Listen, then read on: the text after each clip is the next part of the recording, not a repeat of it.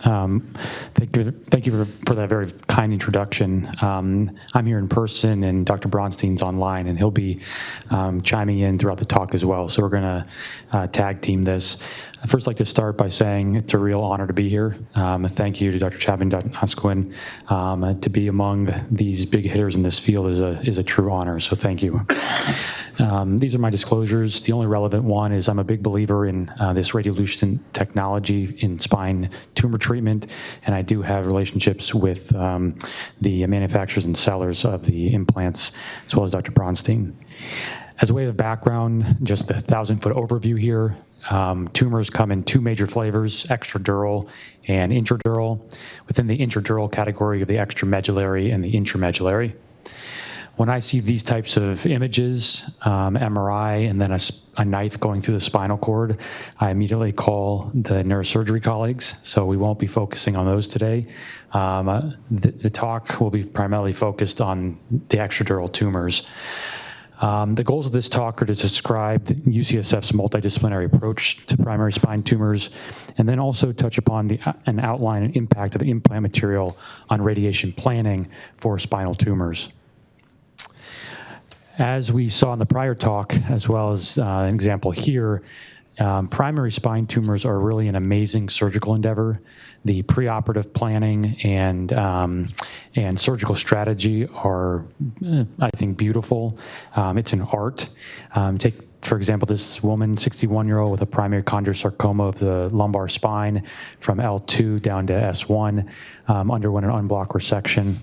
And we know that surgical intervention, if done appropriately and following the rules of Enneking, as outlined in the prior talk, really helps. This is a nice study 10 years ago that demonstrated that surgery for multiple histological tumors, Ewing's, osteosarcoma, chondrosarc, chordoma, surgery provides a survival benefit, and radiation can play a role in improving that as well.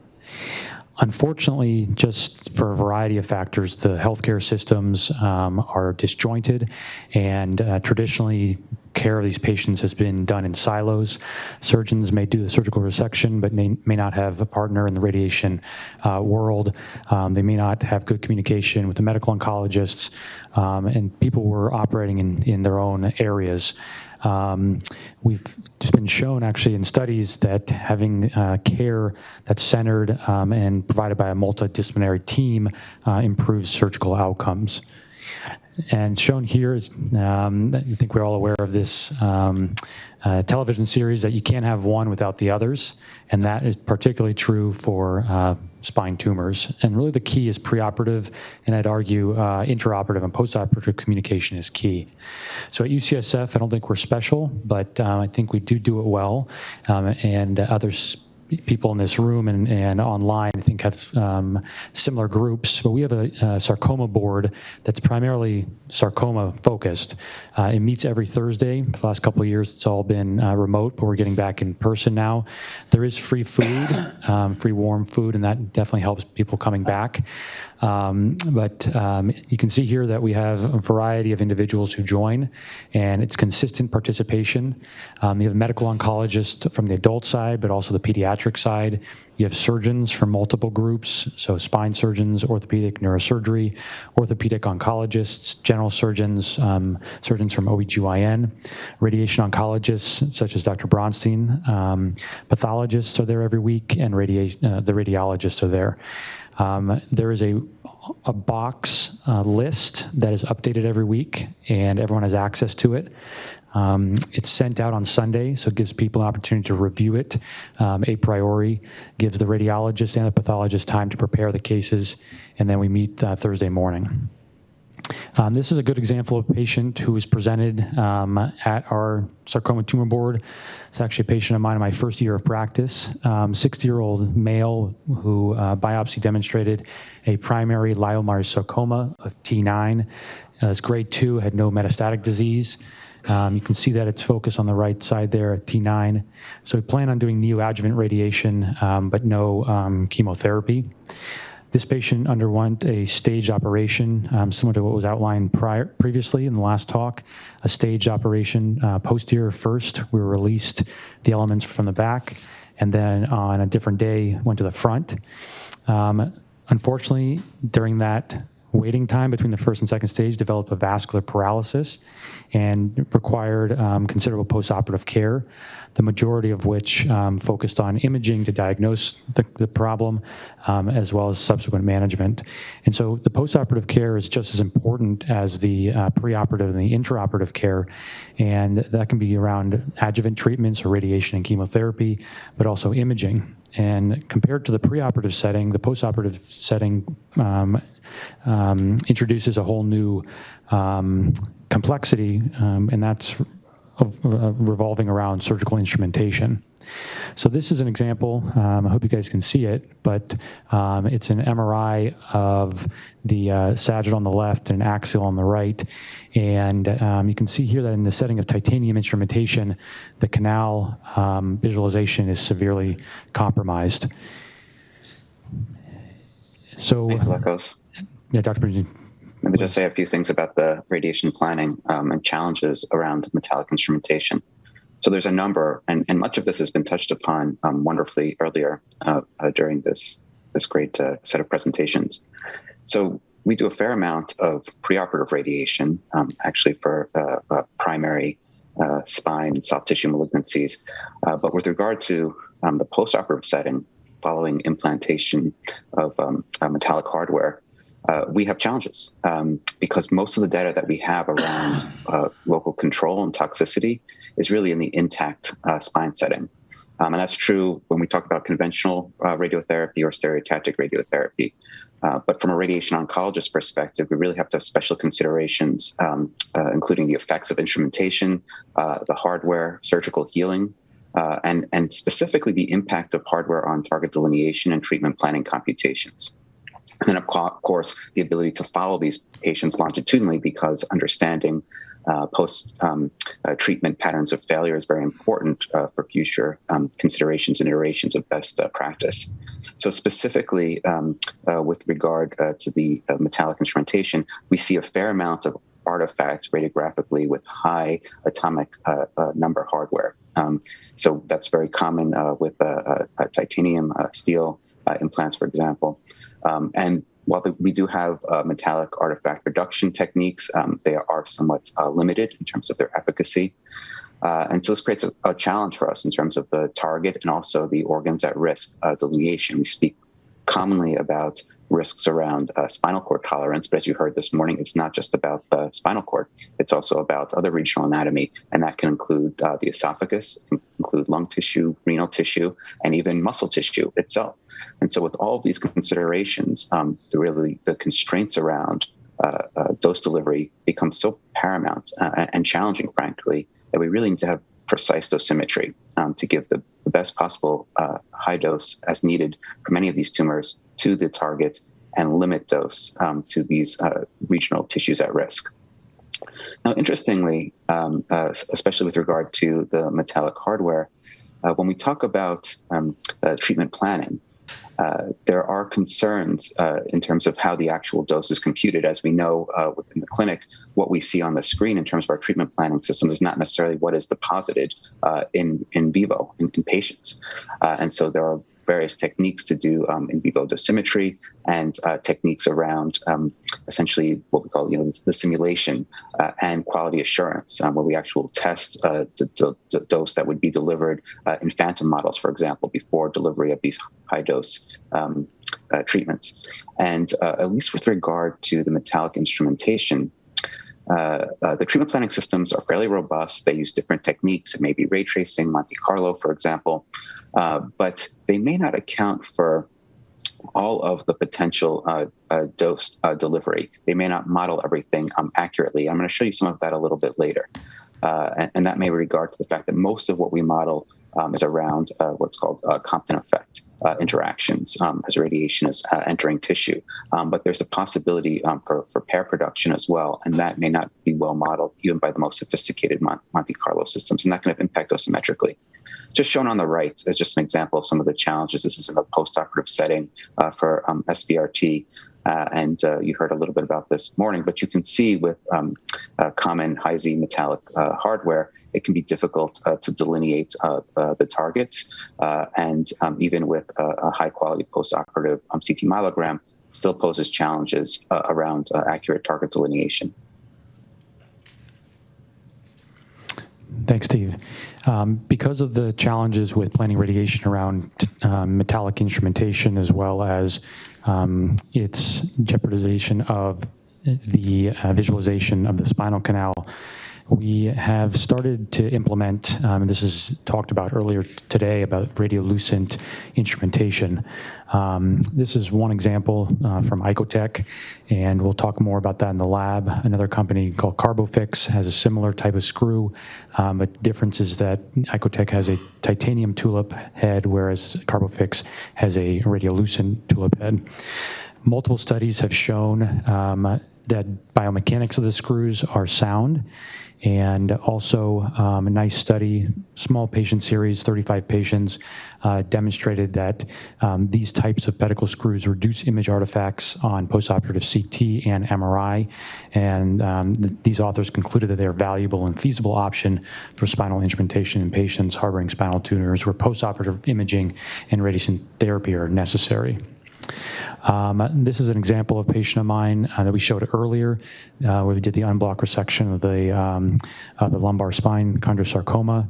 We did a variety of implants, but we utilized this radiolucent technology, ended up developing a 4-rod construct, and you can see here on this postoperative MRI, essentially pristine imaging. It's in comparison to the preoperative MRI. This is also technology that I think is useful not only for primary spine tumors, but also metastatic disease.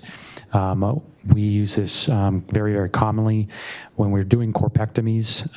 We utilize a technique that minimizes the number of screws that we use. We essentially create a box around the planned corpectomy site. So you can see here in this woman with metastatic cancer, high-grade spinal cord compression and kyphosis and pathologic fracture. We place the radiolucent screws above and below the corpectomy site, and then we reconstruct the vertebral, the anterior column with an expandable radiolucent cage. And when we look at postoperative MRI here, you can see here at the screw level, again, extremely good quality of imaging of the spinal canal. And I'll turn it back to Steve to talk about radiation planning in the setting of these radiolucent implants. Yeah, so I think this is really critical because we want to know, given the resources involved in utilizing this particular form of hardware, what is the added gain for patients? And so I think that mandates very careful study. And so we have been undertaking some studies to look at the actual dosimetric impact of these types of peak hardware. And what we found, and I say this, I put this because it should be striking, is that when we actually do essentially in vivo model dose measurements in phantoms, we can see a significant dose differential selectively at certain isodose levels using carbon-based hardware versus titanium as compared to someone who otherwise would be intact, so no hardware whatsoever. For the most part, these deviations are small, but at low isodose volumes, we actually see potential impact that can be up to 10% of the intended dose. And generally, that is an increase in dose with high-Z hardware versus intact or carbon-based hardware. So that can have an impact even when modeled. Maybe not necessarily for the spine itself, but for regional tissue, including esophagus, muscles, lung. However, we have measured dose deviations of up to 2% in proximity to the pedicle within the canal. And that can be fairly paramount and consequential in so much as that it's not uncommon, given the intrinsic radioresistance of many of the histologies, especially for primary spinal cord tumors, such as chordomas, chondrosarcomas, that we are really working on a very narrow edge of the therapeutic window. So that we are essentially treating the fecal sac or our spinal cord to dose tolerance. That is generally how many of us are approaching the treatment of these tumors to maximize dose, whether it's in a single fraction 24 gray per chordoma or if it's hypofractionated, just dictated by the particular anatomy and geometry in the post-operative setting. So a 1%, even a 1% difference in dose can be very consequential in terms of risk for myelitis or myelopathy. And again, we have emerging data. We have within radiation oncology various cooperative group efforts, the high-tech effort, for example, that's really focused on examining through high-quality, retrospective, largely assessments and pooled data, what is the range of spinal cord tolerance in various settings. And most of this, again, is in the preoperative setting, the intact setting, not in the postoperative setting. But what we're seeing is that over time, there may be more conservative perspectives on what the tolerance of the spinal cord truly is. And that's important from a planning perspective. So it's my impression that whatever we can do to really acquire accurate dosimetry and minimize the risk of what could be a catastrophic myelopathy in these patients is critical. Great. So we wanted to show a couple case examples to wrap things up. The first is a 26-year-old female who presented with metastatic myxoid liposarcoma and a T12 pathologic fracture. You see she has moderate epidural spinal cord compression and symptoms of mechanical instability. So this patient underwent a corpectomy with our, box of radiolucent instrumentation, one level above, one level below, and underwent post-operative radiation. Steve? So this is an example of our post-operative radiation plan. And so in this setting, so again, she's a metastatic myxoid liposarcoma with propensity for Met's spine. She also had a fair burden of extra spine axis disease and needed to go on to systemic therapy rather expediently. And so we used a hypofractionated or fractionated stereotactic approach to treat here. And this was after what was essentially en bloc resection, the 25 gray and 5 fractions to treat potential microscopic residual disease, dosing to the fecal sac to a max point of 25.2, which was widely accepted as for small volumes, an appropriate max dose to spare her potential late toxicity, because her prognosis is quite good given this combination of interdisciplinary approach. And so we don't want to cause excessive risk, but you can see how we're tunneling dose throughout within the canal. And also maybe appreciate here, I think this is important for all in the interdisciplinary team, that the dose as prescribed only tells part of the story. In fact, there's a fair amount of inhomogeneity, sometimes prescribed with intent, where we use simultaneous integrated boosts to any gross residual disease or areas of greatest clinical concern. So the dose in and of itself is really not sufficient to describe how we are depositing actual dose in the patient. And so it's increasingly common, especially in situations where we don't have the most pristine geometry to be able to deliver the highest prescription dose through and through our target volume, that we may essentially compromise to some degree by giving the maximum possible dose to a larger volume, but then respecting core tolerance, but then giving a higher dose to regions of greater concern. And I think you're going to see more and more of this as we engage more routine use of stereotactic approaches. The next example we wanted to show is of a primary sarcoma. This is a young kid, a 15-year-old boy who had a spindle cell sarcoma of T4 and T5. We planned an unblock resection of T4 and T5 with reconstruction of the anterior column at 2 levels with the radiolucent expandable cage, as well as our radiolucent instrumentation above and below. You can see the intraoperative photos. And we were able to achieve negative margins. And in terms of radiation planning, I'll hand it back to Steve.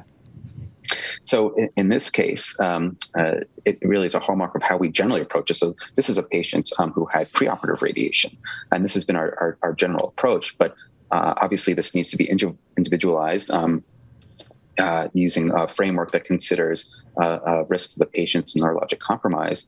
But the advantages of preoperative radiation in a patient otherwise is potentially neurologically intact is the ability to very clearly, again, delineate the target volume, to dose escalate where possible, and to provide what might be a form of sterilization, such that in a potential suboptimal surgical instrumentation, there may be reduced risk for hematologic dissemination of viable tumor.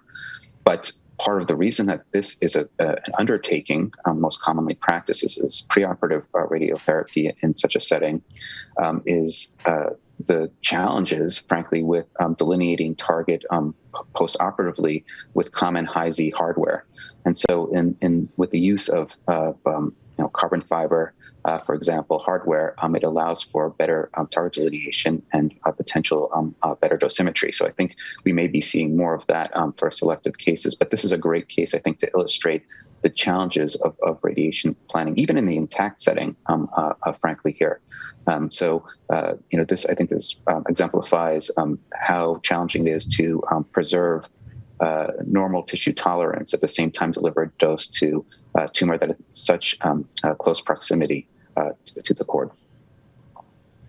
On the sarcoma thing, Steve, great combo, by the way. It's great to have both of you there.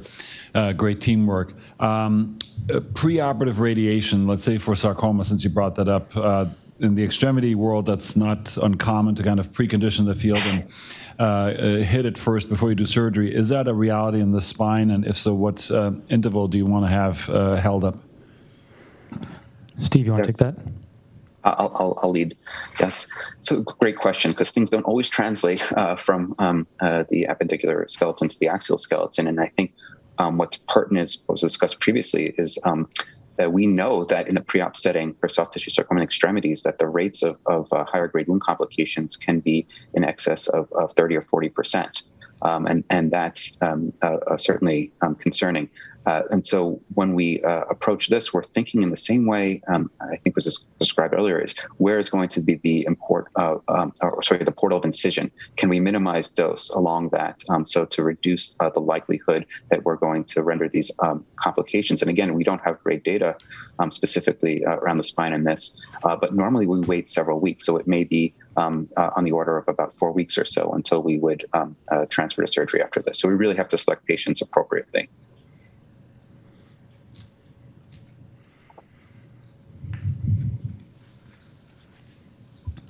Fantastic. Question. Cement, PMMA, we talked about that earlier.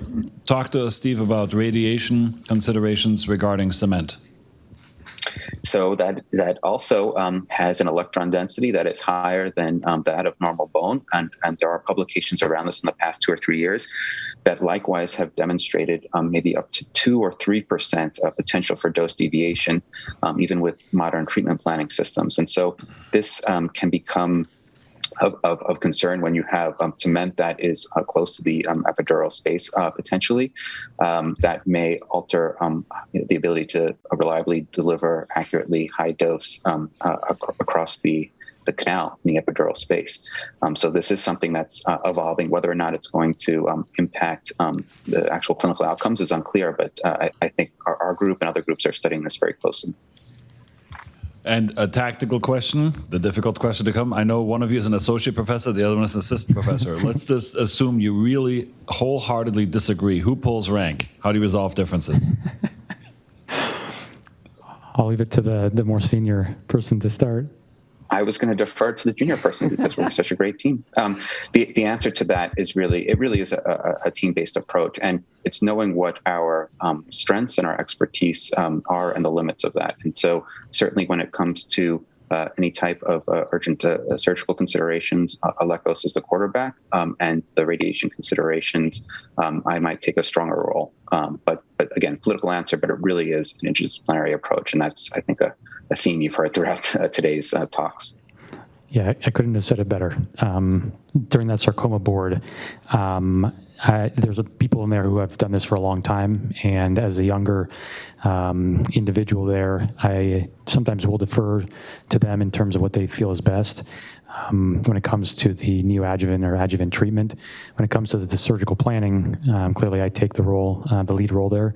But if it comes to the question is, do they need neoadjuvant or not, that's something that I defer to them completely on. So much more to talk about. A stellar presentation, dual locations. I've received from our boss a clear mandate to shut my mouth. We need to move ahead.